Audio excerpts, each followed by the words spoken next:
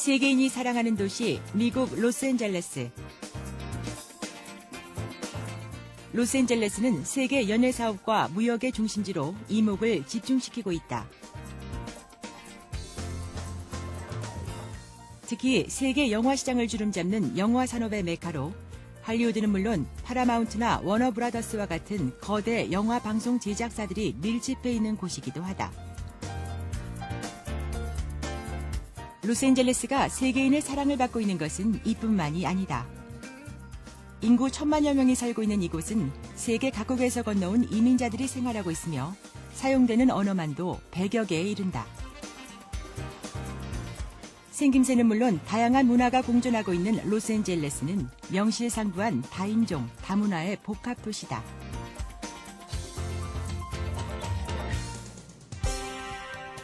LA 중심가에 위치한 로스앤젤레스 카운티 라크마 미술관.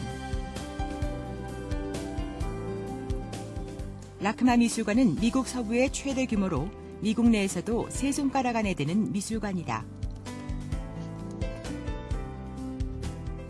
특히 로스앤젤레스의 지역 특색과 맞물려 다양한 지역과 여러 장르의 작품을 소장한 것으로 유명세를 떨치고 있는데, 라크마는 고대에서부터 현대에 이르기까지 세계 전역의 미술을 아우르는 10만여 점의 작품들이 소장돼 있다.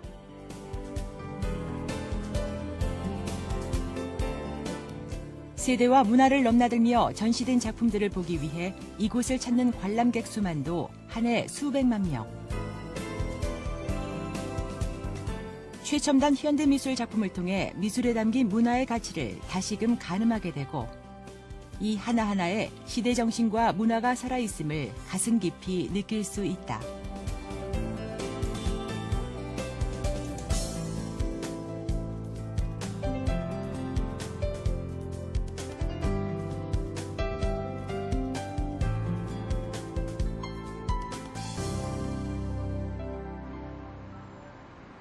전시된 작품 수나 가치만으로도 세계적인 수준에 이르고 있는 라크마 미술관.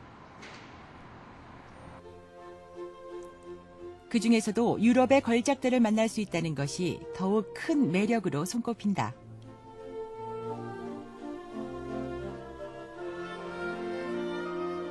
금방이라도 일어나 걸을 것만 같은 정교함은 오랜 세월을 넘어 현대인들에게 새로운 감동으로 전해지고 있다.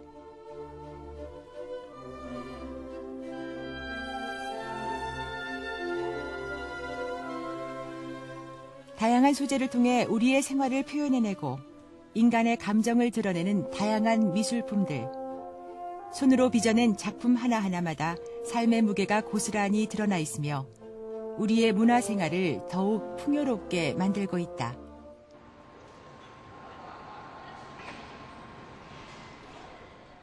미국과 남미는 물론 아프리카 미술이 전시돼 있는 이곳은 나라와 문화를 넘나드는 광범위한 소장품이 전시돼 있다. 조금은 원시적이고 투박해 보이는 미술 작품 속에는 자연과 함께 살아가는 민족 정신이 그대로 담겨져 있는데,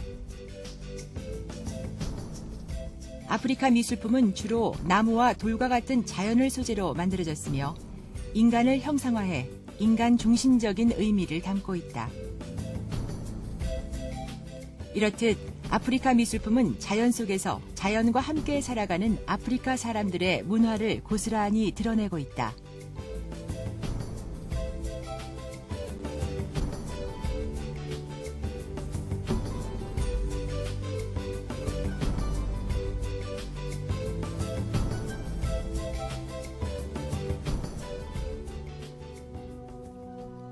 라크마 미술관의 가장 큰 장점은 한 나라에 국한되지 않고 다양한 나라의 문화를 만날 수 있다는 것이다. 그중 아시아 전시관은 동양의 신비한 문화를 경험할 수 있는 특별한 공간으로 자리 잡고 있는데, 서양 미술품과는 또 다른 느낌으로 관객들의 눈과 발을 사로잡고 있다. 서양 미술에 비해 정적인 동양의 미술, 특히 동양 미술의 핵심이 되고 있는 불교 정신은 이곳에서도 엿볼 수 있다.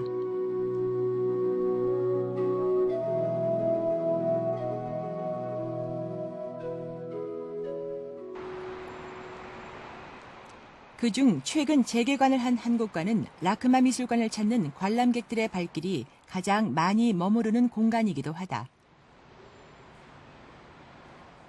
예, 한국관이 3년 반 동안 닫혀 있었어요. 많이들 기다리셨고요.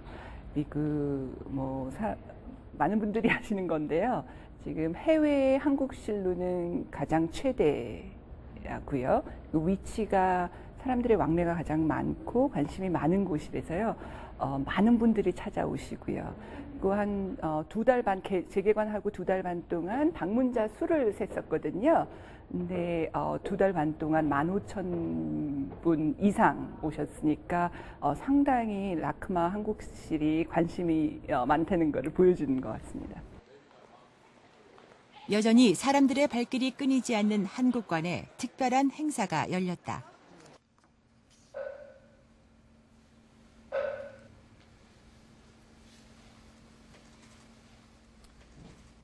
This is a museum. It's not a temple. But we have gathered here together to send this piece of work back to Korea. 보는 것만으로도 그 위엄이 느껴지는 금동미륵보살 반가사유상.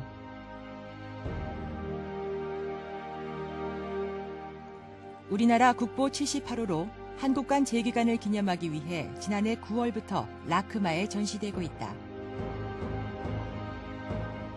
한국의 아름다움을 전하고 한국 불교의 고귀한 정신을 보여주고 있다. 금동미륵보살 반가사유상은 그 모든 것이 당대 최고의 작품으로 손꼽히며 세계 미술사에 한국 미술의 우수성을 알리고 있다. But this piece of art is not just art. Yeah, it's very artistic. It's very beautiful. It's maybe very expensive. The way people in the world look at it. But obviously, everyone who came here today is not just looking at this as a piece of art, as an expensive or a valuable or a historical piece of art. Actually, all of us recognize some power in this, which transcends art, which goes beyond art, which goes beyond country, which goes beyond this, which goes beyond a kind of culture. It's a work of consciousness. It's a work of consciousness. 보관의 정교함과 얼굴의 온화한 표정. 이 하나만으로도 우리 한국 미술이 세계 미술에 결코 뒤지지 않음을 말해주고 있다. 이곳 라크마 미술관의 한국관이 더욱 의미 있는 것은 중국과 일본에 가려져 있던 한국의 문화를 알리는데 중추적인 역할을 하고 있다는 것이다. 라크마 미술관과 한국과의 인연은 1965년으로 거슬러 올라간다. 당시 유경수 여사가 이곳을 방문한 계기로 23점의 고려와 조선시대의 도자를 기증했는데 이것이 한국관 개관에 본격적인 물꼬를 튼 셈이 됐다.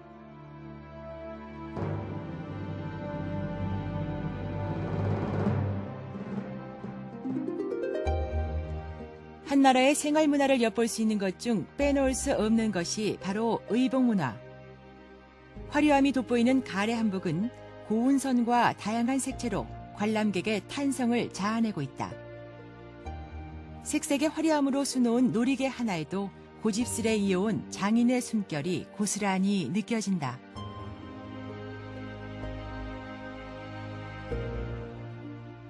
라크마의 주요 소장품은 불교 미술을 비롯해 문인 예술과 도자기, 목칠공예, 회화, 그리고 조각 등 삼국시대부터 조선시대까지의 다양한 작품들로 구성돼 있다.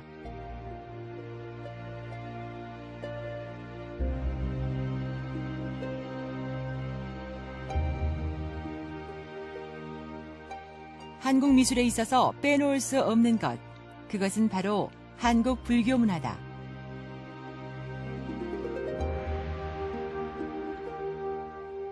오랜 세월 민족의 종교로 이어오며 생활 문화는 물론 우리의 혼이 되고 있는 불교.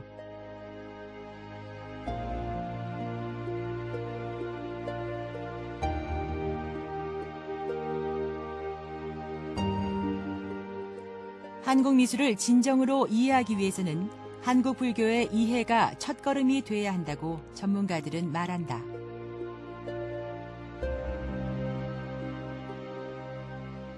저는 뭐 아시다시피 불자가 아닙니다.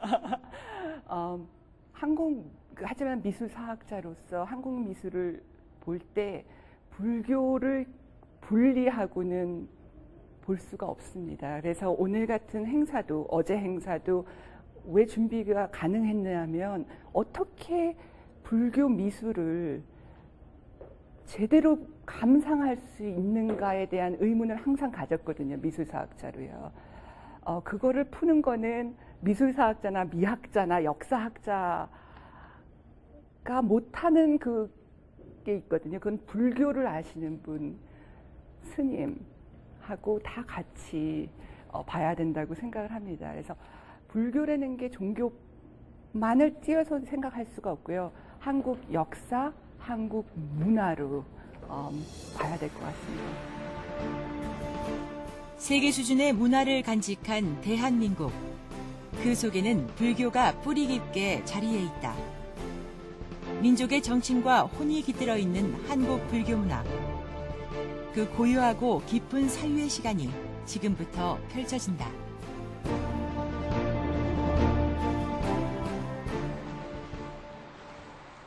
한국관 재개관을 기념해 라크마 미술관에서는 한국 미술에 대한 세미나를 진행했다. And it should be greatly appreciated for the director and his staff of the Lakmal to express and realize their interests and concern about Korean Buddhism and culture. And to arrange the 2 days of Korean Buddhism and art at Lakmal. The pensive Bodhisattva since the creation has been sitting until now on the trunk-like stool engaged in meditation. He or she, not he or she, the Bodhisattva is maybe not thinking anything, or maybe thinking everything that you are thinking and feeling. Such methods of the meditation would be the Korean Zen Buddhism, or Indian Dhyana, or the Vipassana of Southeast Asian tradition. They said the difference and the sufferings could be less. Some people would be less anxious by the method of the mindfulness, a kind of meditation. For example, moment-to-moment awareness. And acceptance of the person who is suffering. The acceptance means a kind of attitude, letting the sufferings flow, leaving them to flow to any direction without the adherence. Like the Beatles song, Let It Be. This symbolic meaning of the pensive bodhisattva and this kind of talk, or another type seminar like this, will do good things, not only to improve the personal spiritual inner life, but also to enhance the human relationship. Thank you very much. 이번 세미나는 현각스님을 모시고 한국 미술 속 불교의 의미와 중요성에 대해 말씀을 나누는 시간으로 채워졌다. The Buddhist image in that context, we could feel that way. But with pensive bodhisattva, it was very difficult to get the loan from Korea for us. We really struggled how to display it. The Korean Buddhist image in a Western museum gallery. Well, what is really Here. striking about this, first of all, is that it's not big. This is, for me, maybe you grew up with the image, maybe you saw it in Korea growing up, but it took me 15, 16, I only saw this in person for the first time last year in Belgium. But I saw many pictures of it, all in Korea. It's all over Korea. And I expected, because it's so beautiful and because it's so old and important and it's so omnipresent as an image, I expected this epic thing. But it's only from the ground. It's only what, this big? Less than 1 It's meter. very Yeah. small. And this, if again, we don't look at these things like something, oh, how much does this cost? When we approach, especially Buddhist art or any kind of art, it's what is the effect it's having on us? And when I first approached this, it's so small. So you have to go closer to it. And I noticed you have to kind of move your head down. It's not this towering thing where you feel this is greater or bigger or more powerful. So it draws you in and it quiets the mind. Iconography, perhaps like in Europe, a lot of the religious iconography in Europe, there's a lot of suffering and a lot of the torture of the way Jesus had to die in this very, very difficult, very humiliating, very painful, very drawn out corporal punishment. It's an image of corporal punishment. So when you look at that, you feel shame or you feel sorrow or you feel guilt or you feel a kind of responsibility in this conflicted way. And that's why many people will cry in front of it. And, but when you look at this, it's very interesting. Your mind, you feel the lightness of it and the smile, this very, very subtle smile, the eyes that look like, you have to look closely to see, are the eyes opened or closed? So you have to engage this and your mind becomes gentle as you approach it. So I encourage everyone after this to go out and see it. You really feel the experience. If you're paying attention to your mind, and also the intense auto-suggestion I'm giving to you right now, if you pay attention to your mind and you approach this, again, this is one of the great national treasures of Korea. If you come close to it and you really engage with it, really just look at it and be with it, you feel this gentleness, you feel this peace, this repose, this calm, the slenderness of the waist, the figuring out. It's not a woman, it's not a man. Actually, the question that I can receive many times is the sculpture she or he. Yes, because we want to think that. If you look at any real Buddha statue, or certainly a Bodhisattva statue, we're not really clear if it's a woman or if it's a man often. And this is also, again, this point from Buddhist teaching, 불이 사상. Not one, not two. In everywhere in the world, good, bad, left, right, north, south, east, west, dirty, clean, pure, impure, heaven, hell. Buddhism points to the condition of our true nature. All of those other conditions, those dualities, those divisions, they're created by thinking. Yeah? Someone thinks that this kind of thing to eat is pure, and they think that this kind of food is impure. Other person says, no, this is pure, this is impure.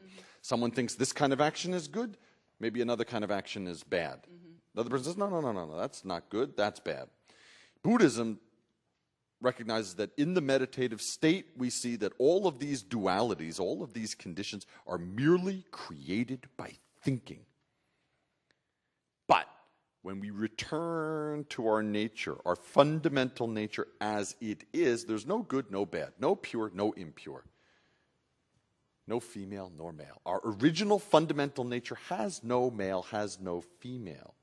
So this statue intentionally, not intentionally in the way we moderns think of intentionality, but in this very subtle, what used to be called naive view, the very subtle interplay of not male, not female. It's pointing to a quality of mind, by the way. This is not a personality or a figure from history.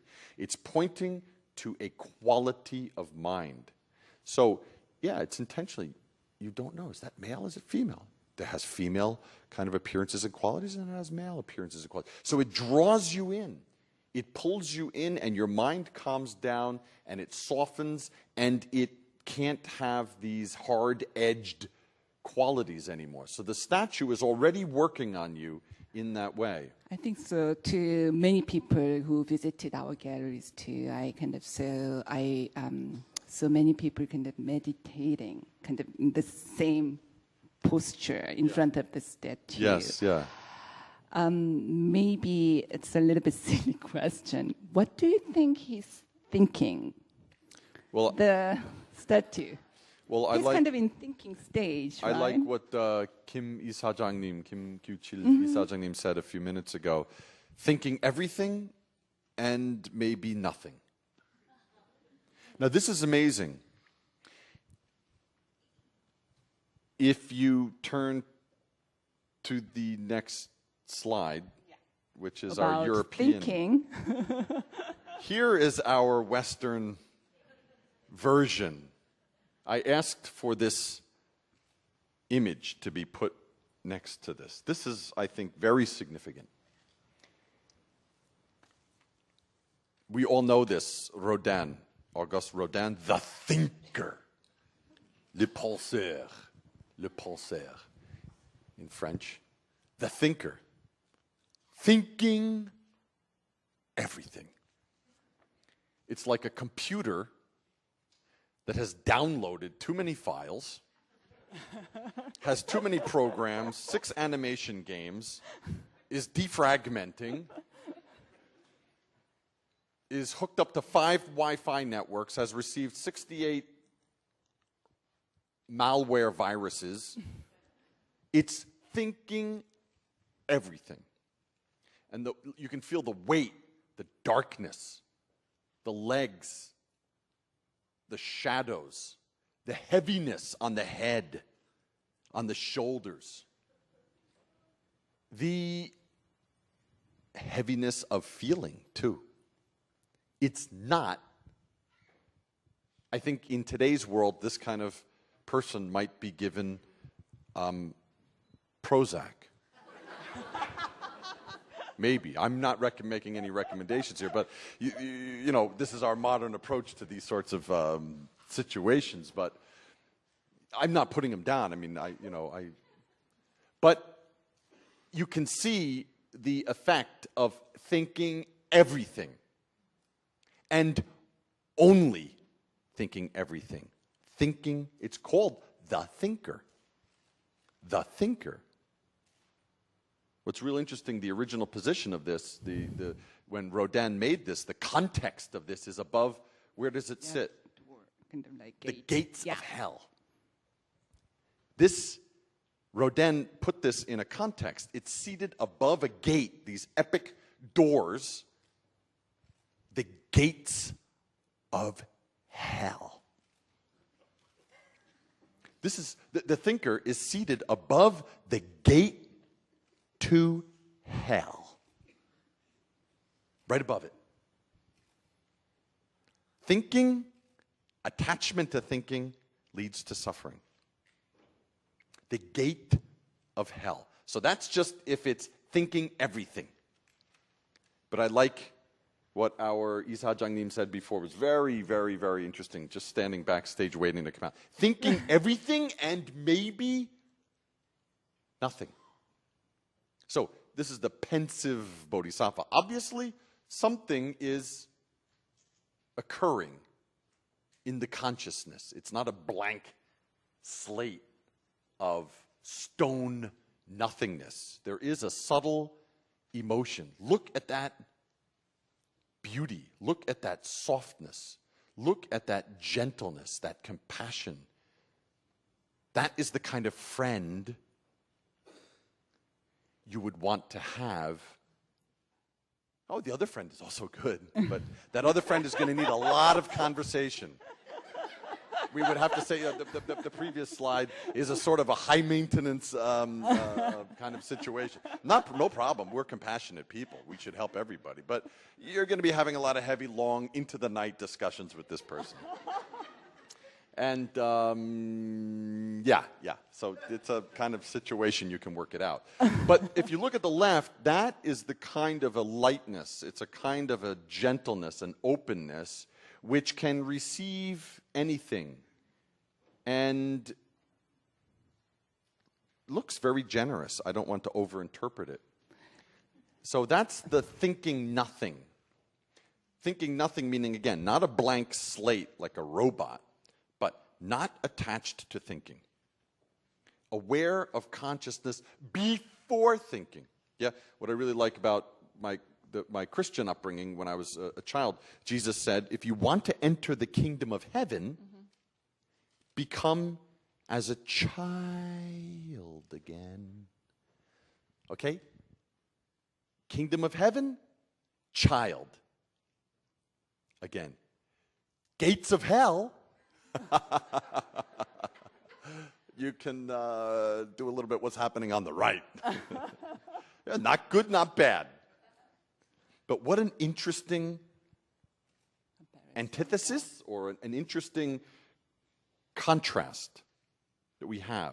So, thinking, as my teacher used to say, thinking cannot help you.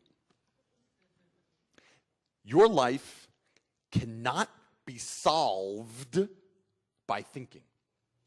He used to say that, the Zen master you showed before, Zen master Sungsa. Your life cannot be solved by thinking. Thinking cannot help you.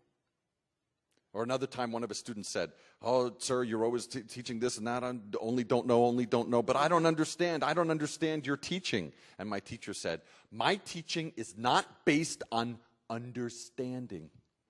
It's not based on understanding. My teaching is don't know. Don't know. So again, Socrates, the same thing. Know yourself. Know yourself. That's maybe he's trying to know himself, right? But what's interesting on the left side is Socrates, when his student came to him and said, okay, you always say know yourself. Do you know yourself? And Socrates said, no, I don't know. I don't know myself. But I know that I don't know. So, this is the dilemma of being confused and thinking through it. Trying to use thinking and understanding, trying to use thinking and conceptual reasoning and a philosophy or a psychology or an explanation or an education to solve my life. But it's not possible. But the left side, you have, again, thinking everything and yet thinking nothing. The nothing is not the best word, but don't know. Before thinking. That's this left side. This is thinking, le penseur. The left side is don't know. Before thinking. Very interesting quality. It is. And look at the lightness of it. So the statue itself, do you think that has contained that philosophical questions or issue? That's why it shows and affect people. Yeah. And it's the thinker has the darkness, and look at this. Look at the reflection, even the skin, even the surfaces, the skin on the face. Everything is very clean and very light and very tight and very just graceful. And so even in the light that is bouncing off of that, it bounces off in this very, very gentle, soothing way. The shadows off the chin underneath. It's a very graceful curve of the shadow on the right side off the chin. So everything. And the lips, the nose, the eyes. when you look at that, your mind already becomes calm. Already becomes calm. And they've done scientific studies about the effect of looking at certain pictures, hearing certain sounds, having certain smells. This is clearly an example of human beings using art, using some representation to feed back to them this gentleness of mind that we do have inside if we don't attach to our thinking. That's all.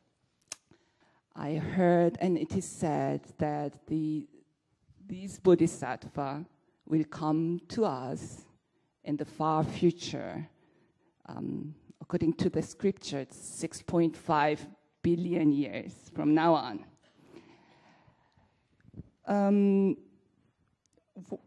It is obviously quite a different time concept that we are used to.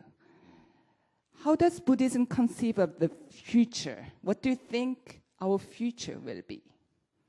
Right now, this idea of the Maitreya, this idea of the future Buddha, in our Judeo-Christian tradition we also have it, this Messiah who will come in the future to solve all of our problems. Our Judeo-Christian tradition has it. In Shia Islam, also there is the great, which is the great prophet who will come in the future and resolve everything.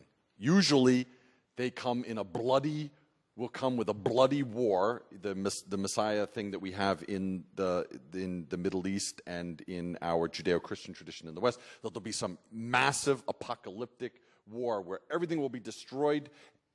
Most of us will die terribly. And then there will be peace. Human beings like this. So a Messiah, a future revolution, a future resolution. This is clearly only created by human beings' psychology because we cannot deal with the present. So many cultures have given rise to this. And in Korea at the time, in the 6th century, there was great war.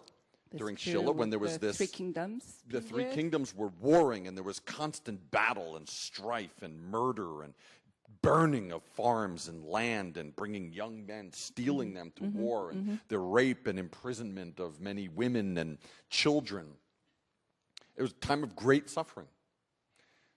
And the people longed for a peace, a king who will put it all together. So this symbol, Maitreya teaching started before that, of course, but this image became very popular in Korea at the time because of And today this, too. and today too, yeah. Because human beings want something which will be resolved in the future, right? Until recently we kind of had that a little bit, we have that in America too with the election of Barack Obama, this hope. That in the future we will have, and all politics, all societies, all religions use this wish that tomorrow will be better than today. It's just that next week or next year my life will be better and easier than today. But you know what? We always arrive at the next day and it's just about the same, if we're lucky. I mean, if we're super extremely lucky, it's a little bit, something better. But usually it's better. It's the same. Usually it's the same. And often, as we get older, we get into our 50s and 60s, and our body realizes every morning, when you wake up, it's not better. So, a Maitreya, a Messiah, Maitreya, Messiah, whether it was in Greek mythology or in Mithraic teachings, Zoroastrianism, in Judeo-Christian tradition, in aspects of Islam, or in this, it's merely the wish. Human beings create religion, and they create religion in their image. And we create religion in the image of our own psychology. And this is the psychology of people who are tired about yesterday being the same as today. Today being the same as yesterday, tomorrow being the same as today. So we're tired of that. So we make this thing, this happy picture, and we stick it on the wall. This is the vacation I'm going to take when I that's retire. why kind of we are working hard for the vacation and for the kind of tomorrow to be a little bit better. It's okay if you're not attached to it. If you're not attached to it, if you're just in this moment. But the real Maitreya, what's really amazing about the teachings of Jesus as well is Jesus said, it's right here. The kingdom of heaven is at hand, he said. It's not in the future. It's right here. It's within. So people were saying, oh, the future, the kingdom of heaven will be realized here. And he said, the kingdom of heaven is here. So he was taking that whole thing away. And in the Maitreya teaching, this is just a teaching. It's not central to Buddhism. Okay. It's not something that is required in So Buddhism. It's just kind of a tool. It's a tool in some small areas of Buddhism, but it's not even something that is essential to our belief. True Buddhism, living Buddhism, real, live, today Buddhism is this moment. In this moment, what am I? If you ask that question, if you really ask that question, all your thinking is cut off. That point, before thinking arises again, that point, that's Maitreya Buddha. That's Mirukposa. So Maitreya can be today, too. No, not today. Right now. Right now. Right now. It's a little bit related to that. This will be my last question to you. We are living in a very complex and materialistic world, and we think that we are suffering. What can Buddhism or your idea do for us? What mind essence should we strive for in this modern world? Who are you? Buddhism, it's not a Christianity. It's not an Islam. It's not a theology, a dogma, or a creed. It's about being in this moment, right here, right now. That's all. That's all. And so in this way, sitting here, and this is a meditation hall in Korea. It's a typical meditation retreat, 90 days in the winter and 90 days in the summer, where you enter the meditation hall and you don't come out for 90 days. This is something we do every year, twice a year in Korea. This is a very fundamental gathering for a group of monks to realize this, but anyone can do it. Anyone can do it at home. And that is the point, the substance, and the function of this pensive bodhisattva, or the Sokaram Buddha, or Jesus in Gethsemane, or Jesus in the room in the desert. You know, it's just about being alone with my life. I like in the Gospels, Jesus is helping people, he's curing people, giving them aid and medicine, and then suddenly disappears. And then he's out rowing in the Dead Sea, alone. In the middle of this frantic, stressful activity with people grabbing at his clothing and he just sometimes leaves.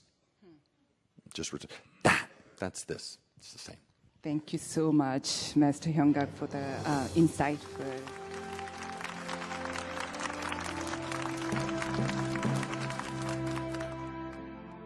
It's very beautiful. I've just taken a quick look, so I haven't gotten to see a lot. But what I saw was very impressive. They seem to have, different pieces of art, like ranging from different time periods, and it's been very educational and very interesting. I had never seen it before. It's very striking. It's very beautiful, very peaceful and calming, and just it's a gorgeous piece of work. And I'm very honored to see it in person. Reminded me of what ancient history Korea has, and how all the different cultural periods, and how the art history is very rich in Korea. So it's been a great experience. So when we look at this statue, when we look at this statue, our eyes transcend time and space. Everyone, please look at this again. and with the eyes of real students of the Buddha, or just students of your own existence, look at this statue. When you look at it, you're looking across time. You're looking across space. Yeah, here's America, there's Korea. This is 2009. That was 6th century Korea. So this is a great experience. 세월과 공간을 뛰어넘으며 감동을 전하는 작품처럼 한국 불교는 대한민국의 영원한 정신으로 불을 밝혀나갈 것이다.